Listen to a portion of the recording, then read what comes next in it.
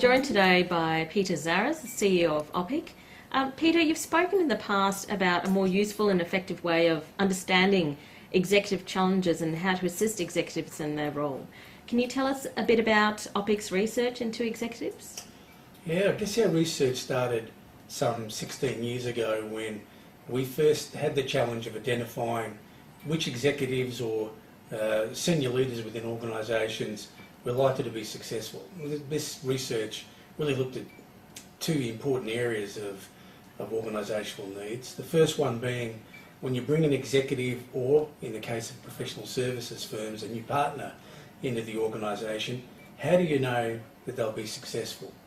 The most common historical way, of course, was to look at resumes and trust referee reports, but was there a way of predicting success without primary data, such as working with the person for 4 or 5 years? The second interest we had, of course, was how do we assist executives themselves in being successful? The demands on executives are onerous, broad, and many people struggle to meet with them.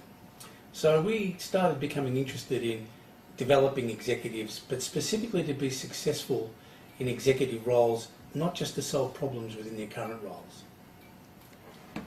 Could you tell us a little bit about the OPIC's executive capabilities model?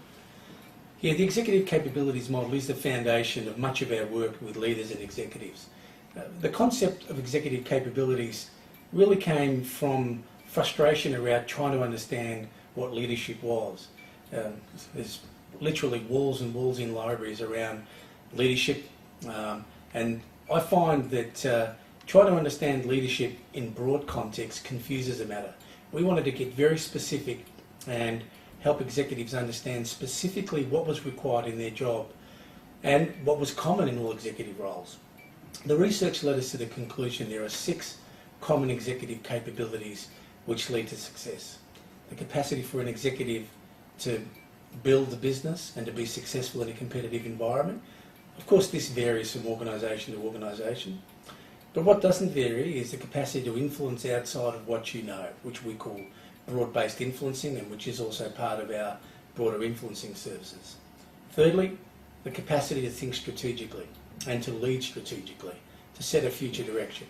Fourthly, leading people, which includes coaching people, managing performance, motivating people, managing budgets. Fifth, how do you achieve results? Do you drive outcomes? Are you structured? And lastly, your resilience.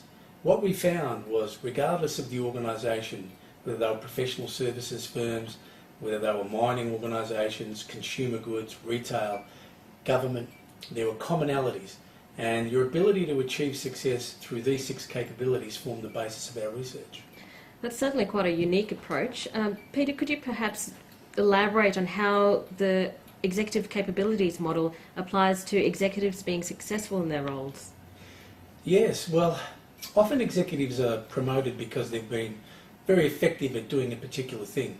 For example, a senior associate in a legal firm or an accounting firm will be promoted because of the contribution they make to the organisation's overall financial success. Because they create wealth and success for partners, they tend to be promoted and rewarded for this, and rightly so. The problem is the difference between the roles is quite significant, and being successful in one level or at one level does not necessarily lead to success at other levels.